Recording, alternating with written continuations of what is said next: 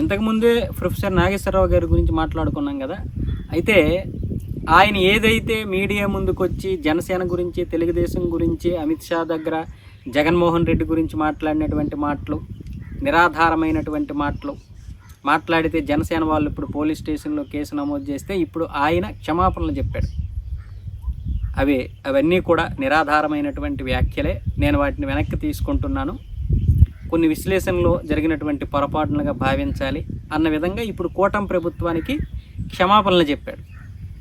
దీని గురించి CPI Narayana ఏమొచ్చేసి professor Nageswararao గారి గురించి సీఎం అయిపోవాలైన బొద్దింకలన్నీ వచ్చి మద్దతుతో ఆయన్ని సీఎంనే చేసేస్తాయి, ఆయన ఏం మాట్లాడితే తప్పేంటి, సోషల్ మీడియాలోనైనా సరే, పబ్లిక్ ప్లాట్ఫామ్లోనైనా సరే, మీడియాలోనైనా సరే మాట్లాడేటటువంటి స్వేచ్ఛ ఇవ్వాలి కానీ ఇలా కేసులు పెడతారా అని మాట్లాడితే ఇప్పుడు ప్రొఫెసర్ నాగేశ్వరరావు గారు ఏమొచ్చేసి క్షమాపణలు చెప్పాడు అందరికీ.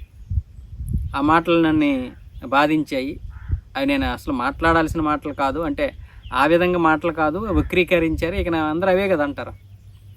ప్రొఫెసర్ నాగేశ్వరరావు గారు మాట ఎందుకు మాట్లాడాలి, మాట తోలడం ఎలా, క్షమాపణ చెప్పడం ఎలా?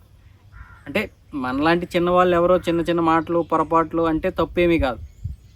ప్రొఫెసర్ నాగేశ్వరరావు గారు అంటే ఎంతో అనుభవజ్ఞులు, ఆయన అడుగుజాడల్లో నడిచేటటువంటి కొంతమంది ఉన్నారు. ఆయన ఏం మాట్లాడినా వెంటనే తీసేసుకొని దాన్ని ఫాలో అయిపోయేటటువంటి వారు ఉన్నారు. కాబట్టి ఆయన కూడా ఈ విధంగా తొందరపడకుండా మాట్లాడితే బాగుండేది.